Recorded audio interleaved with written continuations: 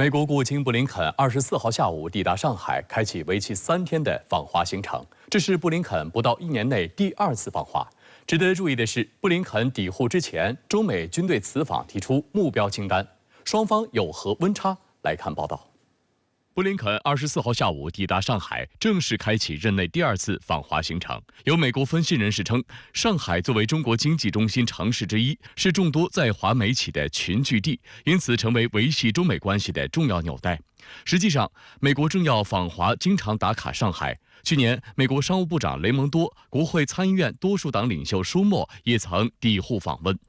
据路透社报道，26号，也就是布林肯此次行程的最后一天，他将前往北京，与包括中共中央政治局委员、外交部长王毅在内的中方官员会面。路透社还引述美消息人士话称，这次会面或将持续6个小时，显示多方将就多个议题进行充分沟通。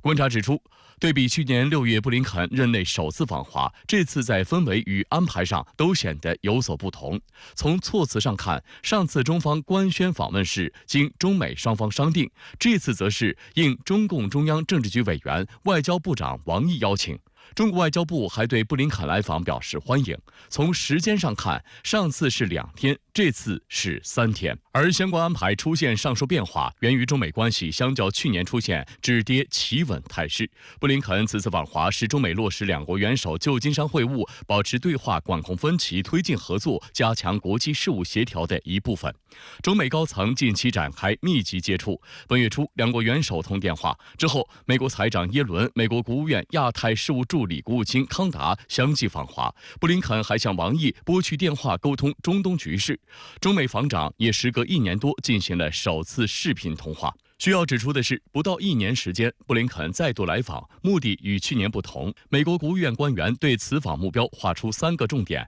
包括在中东危机、俄乌局势、台海、南海以及朝鲜半岛局势等关键问题上取得进展，明确直接地传达对双边、区域以及全球性议题的关切，以及负责任地管理竞争，以免导致误判或冲突。路透社称，从美方官员的表态来看，布林肯此次访华优先级别最高的诉求是俄乌议题。 他刚刚在7国集团外长会议上和其他6个国家对了表，使得他在访华提要求时，不仅仅是代表美国，还能以多个国家联盟的形式向中国施压。 深圳卫视注意到，在近期的几场美国国务院简报会上，发言人多次渲染中俄贸易中的原材料让俄罗斯军工产业获得巨大的关键性补给。值得警惕的是，就在布林肯登机飞赴上海的途中，《华尔街日报》爆料称，美国正在起草可能切断中国一些银行与全球金融体系联系的制裁措施，理由是这些银行为中国对俄出口提供付款、贸易交易信贷等服务。 布林肯此次来访华嘛，一个主要的目的，我相信还是基于美国自身的国家利益，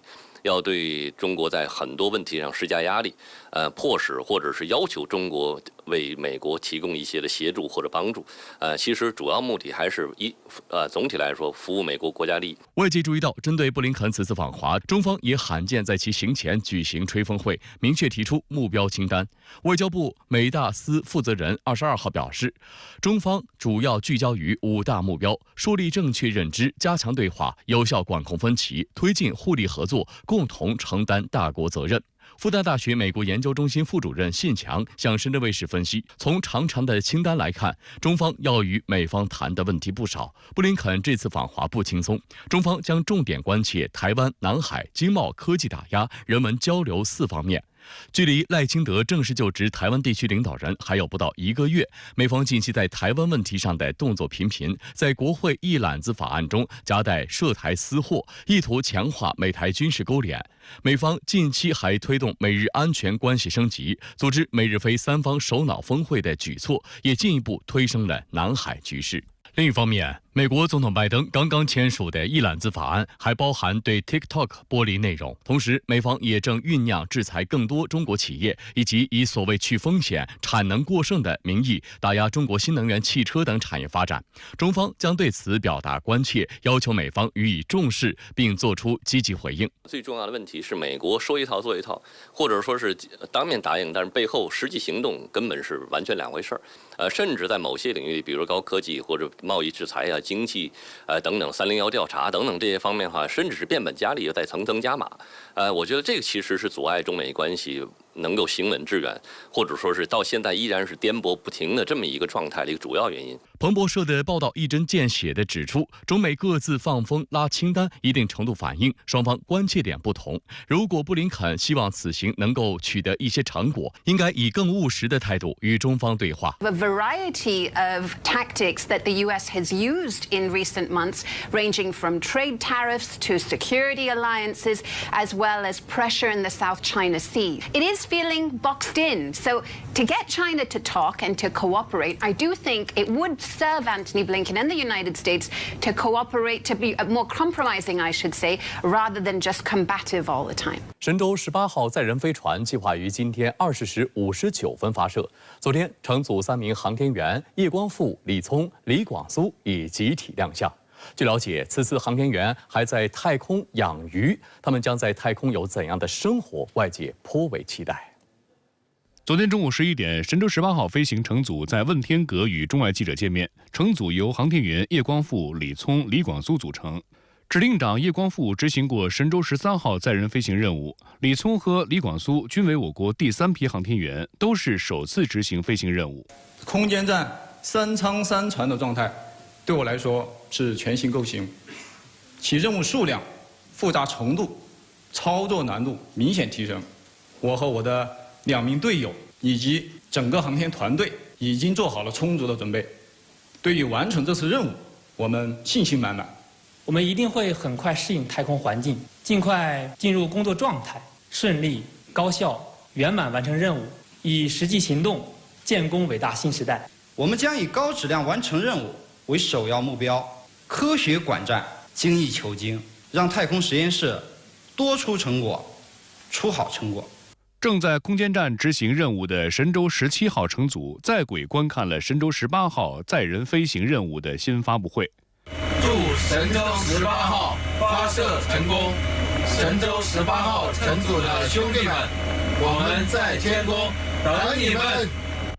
目前，空间站组合体状态和各项设备工作正常。神舟18号船舰组合体产品质量受控，地面系统设施设备运行稳定，发射前各项准备工作已就绪。叶光富于1980年9月出生，籍贯四川成都，现为中国人民解放军航天员大队1级航天员。2010年5月入选为中国第2批航天员。叶光富是第2次上太空。2021年10月16日，叶光富和翟志刚、王亚平一起乘坐神舟13号进入空间站。2022年6月被授予英雄航天员荣誉称号，并获3级航天功勋奖章。还有就是让人最难忘的时刻，我觉得应该是我第1次执行出舱任务的时候。那一次是我穿着舱外服，站在机械臂上，随着机械臂缓缓地移动到作业点。当时我就感觉真的像是在飞翔一样，那种感觉非常棒。就是在我回头一望，我们的空间站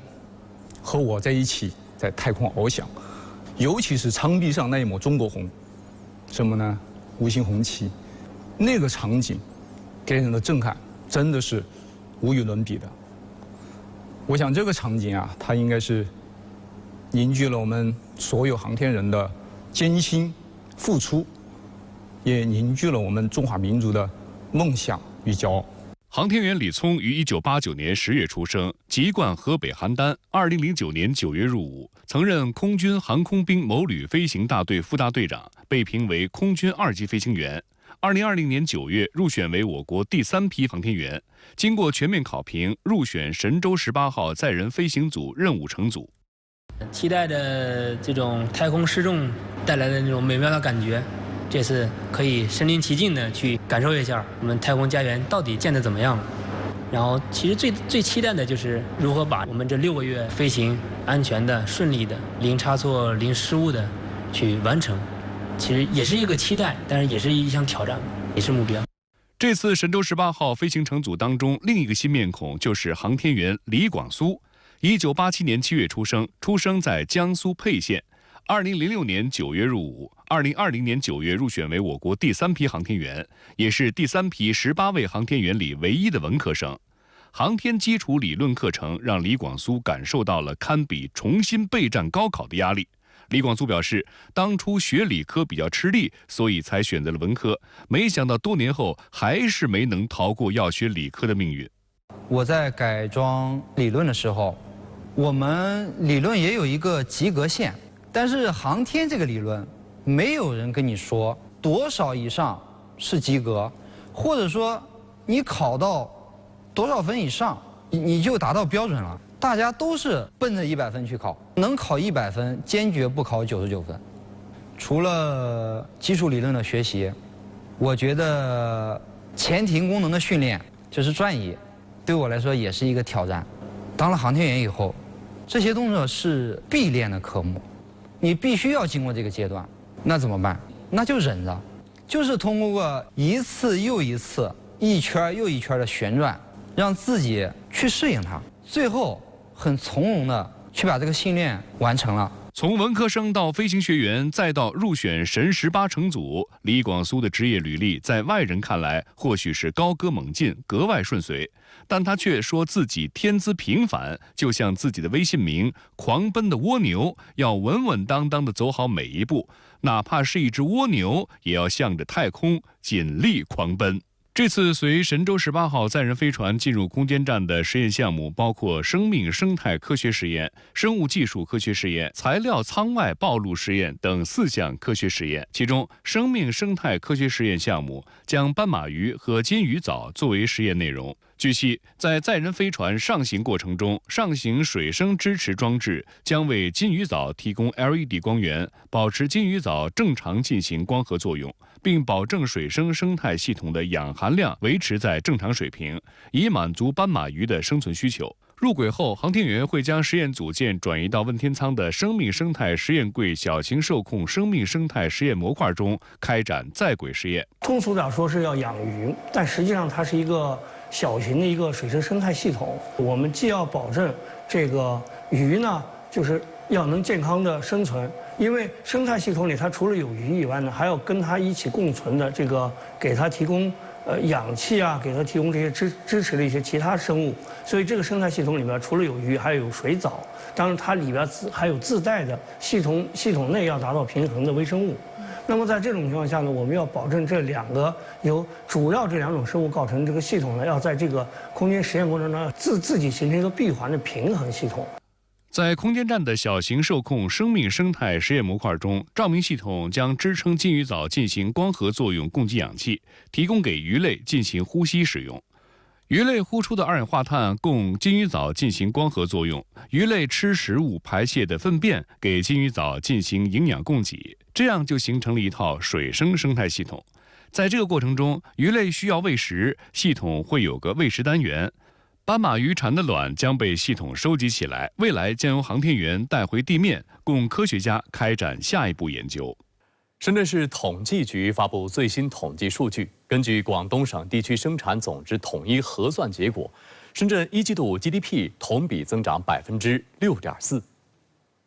根据广东省地区生产总值统一核算结果，2024年1季度，深圳市地区生产总值为8314.98亿元，同比增长6.4%。其中，第一产业同比增长0.6%，第二产业同比增长10.3%，第三产业同比增长4.5%。全市社会消费品零售总额同比增长4.3%，全市进出口总额同比增长28.8%。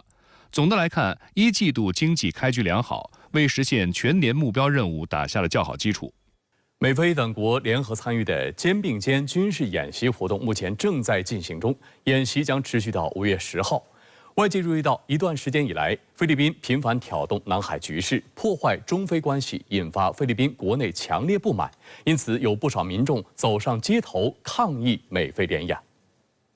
据报道，今年美菲肩并肩演习项目包括海上安全、空中和导弹防御、动态导弹打击、网络防御和信息作战等。参演的16700名军人中，包括11000名美军和5000名菲律宾士兵，另外还有约150名澳大利亚军事人员和约100名法国海军人员，包括日本、印度在内的14个国家则是派员担任观察员。肩并肩演习始于1991年，此前演习针对的是菲律宾国内的恐怖分子，内容聚焦军事训练、军民合作以及人道救援计划。后来演习内容不断扩展，甚至包括大量进攻性极强的科目，根本目的就是保持美军在东南亚地区的长期存在。菲律宾方面早在演习开始前就炒作称，今年的演习将创下多个第一。一方面，军演将在南海海域举行多边海上演习，这也是肩并肩军演启动以来首次在菲律宾领海以外的海域举行演习。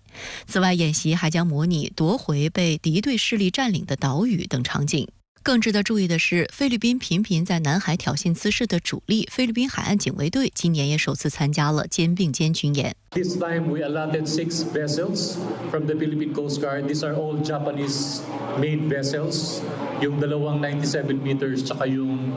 4 na 44-meter vessels. 另一项引发菲律宾媒体关注的内容是，美菲确定将在5月8日在北伊罗戈省附近举行击沉演习，但双方选定的击沉目标却是退役的菲律宾海军补给舰卡里拉亚湖号。此举被解读为菲律宾不愿在南海对中国示弱。这艘补给舰由中国制造，此前由菲律宾国家石油公司使用，曾是中菲合作的见证。直到2014年，菲律宾国家石油公司将卡里拉亚湖号捐赠给菲律宾海军。菲律宾海军高级官员23号辩称，选择卡里拉亚湖号进行击沉演习纯属巧合。It's just coincidental.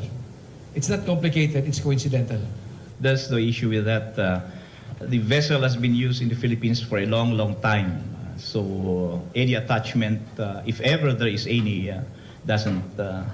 matter at all. 由于两国的演习规模、内容以及演习地点颇为敏感，多家外媒认为今年的肩并肩演习将加剧美菲与中国的紧张关系。在菲律宾国内也有不少舆论反对强硬的军事对抗。菲律宾 NAC 电视台报道称，22号不少菲律宾民众聚集在军演开幕式举办地，非武装部队总部外举行集会抗议。 We are worried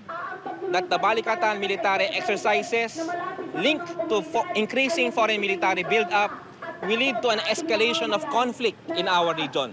instead of finding diplomatic ways on asserting peace. 菲律宾众议员阿林·布罗萨斯也对美菲演习表示谴责。他说，美国精心策划的肩并肩演习是一场战争预演。来关注俄乌局势。当地时间24号，美国总统拜登签署了价值950亿美元的对外援助法案。根据白宫23号发布的声明，美国从本周就可以开始向乌克兰运送武器和装备。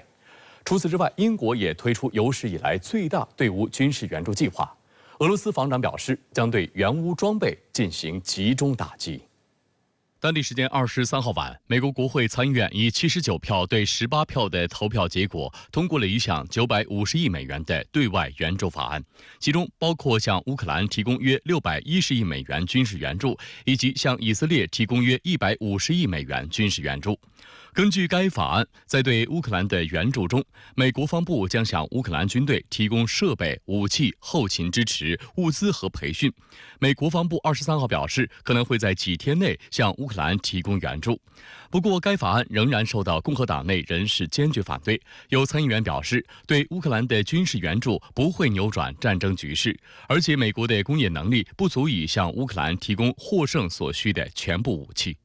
美国的介入可能会产生无法预见的意外后果。据了解，由于受到两党意见分歧拖累，美国国会用了数月时间才推动这项援乌法案获得通过。法新社报道称，随着前线战况恶化，乌克兰军队正面临武器和新兵严重短缺的问题。乌克兰情报部门此前预测，从5月中旬开始将出现相当困难的情况。俄罗斯总统新闻秘书佩斯科夫在第一时间回应称，美国众议院决定通过一项援助乌克兰的法案，这将让美国获利，并使乌克兰离毁灭更近。法案获得参议院通过后，当地时间24号，美国总统拜登表示，他已签署了价值950亿美元的对外援助法案。根据白宫23号发布的声明，在拜登签署这项法案后，美国从本周就可以开始向乌克兰运送武器和装备。据悉，该法案包括为乌克兰提供超600亿美元援助，以及向以色列提供260亿美元援助。另外，法案中还包括一项清算被扣押的俄罗斯资产，并转交给乌克兰的内容。另据美国政府官员23号披露，五角大楼在美国一揽子对外援助法案正式成法前，已按法案相关内容凑出一笔价值10亿美元的对乌克兰军事援助。当地时间23号，据美国全国广播公司报道，美国参议院少数党领袖麦康奈尔对美国通过对乌一揽子援助计划表示祝贺，同时对因共和党人反对援乌导致该法案被拖延数月表示遗憾。麦康奈尔在新闻发布会上称，前福克斯主持人卡尔森和美国前总统特朗普是导致援乌计划推迟的幕后黑手。I think the demonization of Ukraine began by Tucker Carlson, who, in my opinion, ended up where he should have been all along, which is interviewing Vladimir Putin. And so he had an enormous audience, which convinced a lot of rank-and-file Republicans that maybe this was a mistake. I think the former president had sort of mixed views on it. 当地时间23号，英国也推出该国历史上最大规模的对乌军事支持计划。首相苏纳克在访问波兰期间，在华沙第1装甲旅总部举行的新闻发布会上表示，将启动5亿英镑和6.2亿美元的对乌援助计划，以帮助乌克兰抵抗俄罗斯军队。苏纳克表示，为应对欧洲新的安全环境，英国国防工业将进入战时状态。他宣布，到2030年，英国国防开支将提升到国内生产总值的2.5%。Today I announced a historic uplift in UK defence spending to meet those threats to a new baseline of 2.5% of GDP. It's the biggest strengthening of our national defence since the end of the Cold War, because it's time for us to rearm. 而日前，英国前国防大臣华莱士在一档电视节目中将俄罗斯称作英国面临的最大威胁。They're the ones robbing your granny and my parents with phishing emails and things like that. So Russia directly challenges us at all levels. And of course, what it is doing in Ukraine is a direct threat to us and the wider Europe. 就在美国对外援助法案刚获得通过后，据俄罗斯媒体24号报道，俄罗斯西部斯摩棱斯克地区的燃料和能源设施遭乌克兰无人机袭击，发生火灾。对此，乌克兰方面尚未发表回应，目前暂无人员伤亡报道。斯摩棱斯克地区官员表示，由于遭到疑似乌克兰武装部队无人机袭击，斯摩棱斯克地区的燃料和能源综合设施发生火灾。俄罗斯防空部队正在打击空中目标，目前紧急情况部工作人员正在处理现场。近期，俄乌双方持续打击对方能源设施。本月早些时候，乌方使用数十架无人机对俄境内别尔哥罗德州、布良斯克州、库尔斯克州、莫斯科州等多个州发动空袭，多处能源设施遭袭后起火。上月，俄军对乌克兰能源设施发动冲突升级以来最大规模袭击，动用数十架攻击型无人机和数十枚各型导弹。乌东部、南部、西部多个州和城市的能源设施遭到严重破坏。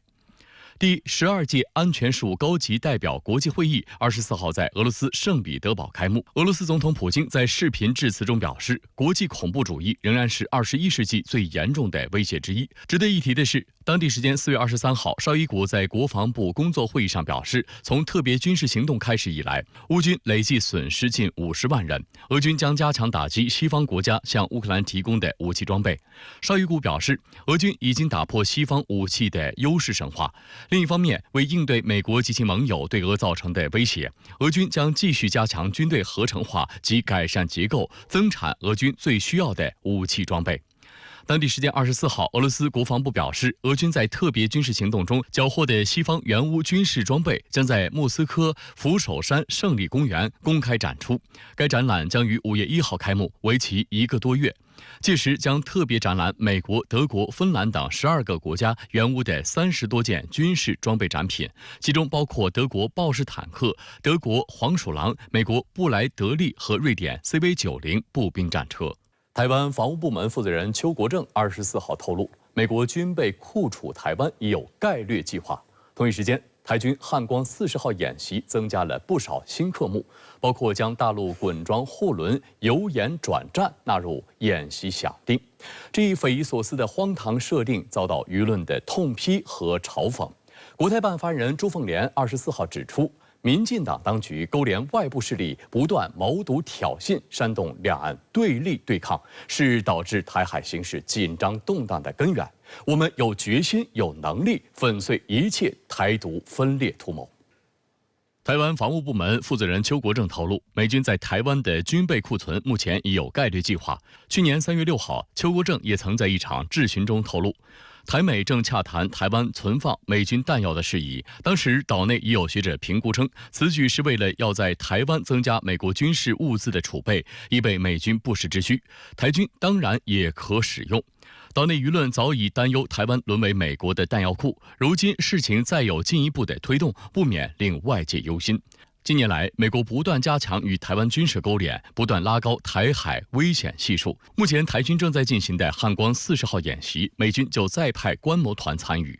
事实上，美军已成为台军汉光系列演习的常客，几乎每年都会有退役将领率团观摩。但今年的背景显然更为复杂。一方面，演习是在台湾地区领导人520交接前，而民进党当局至今拒不承认9·2共识，并勾连外部势力，造成了当前台海的紧张局势。另一方面，当地时间4月23号，美国国会参议院投票通过一项价值950亿美元的对外援助法案。法案当中包括向印太地区提供约81亿美元，用于在台湾地区和印太地区抗衡中国大陆。而该法案由总统拜登签署成法。早前，台防务部门曾对此表示感谢，并宣称该法案中19亿美元指定供美国防部用于协助台海等地区，充分展现美方对台坚若磐石的支持。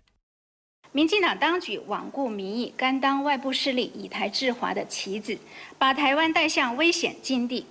我们正告民进党当局，妄图以武谋独、依外谋独，注定失败。台军汉光40号演习第一阶段电脑辅助指挥所演习及电脑兵推演习已于19号开始进行。台军方此前透露，这次兵推以灰色地带侵扰、对台封锁及由演转战、快速犯台等可能行动为想象场景，依近年兵推研讨所得的备战指导，运用联合战区层级模拟系统推演平台，实施8天7夜连续24小时对抗演习。台媒称，过去汉光军演的兵推7成大概都是5天4夜，所以今年可谓是史上最长的一次。此外，汉光40号演习第2阶段实兵演练将于7月22号至26号实施。台军届时将依托防卫作战想象及进程，由各军种战略执行单位在本外岛海空域及作战责任地境结合全民防卫动员演习，实施5天4夜全员全装部分时代演练。其中值得关注的是，台当局海巡部门继去年派船参与实弹射击演习后，今年将再度与台海军、空军进行联合操演，模拟对敌军海上目标进行饱和攻击，并连续第2年发射雄风2导弹，验证所谓平战转换作战效能。此次汉光40号演习的兵推部分，外界最关注的是应对所谓大陆滚装船由演转战的预设情景。所谓的滚装船，是指船只本身拥有连接甲板，当停靠在码头时，可将连接甲板架设在码头上，让车辆能自行上下船。对于台军演习首次纳入所谓大陆滚装船威胁的响定，国台办发言人朱凤莲24号在例行记者会上作出回应。民进党当局勾连外部势力进行谋独挑衅，煽动两岸对立对抗，是导致台海形势紧张动荡的根源。我们有决心、有能力粉碎一切的台独分裂图谋。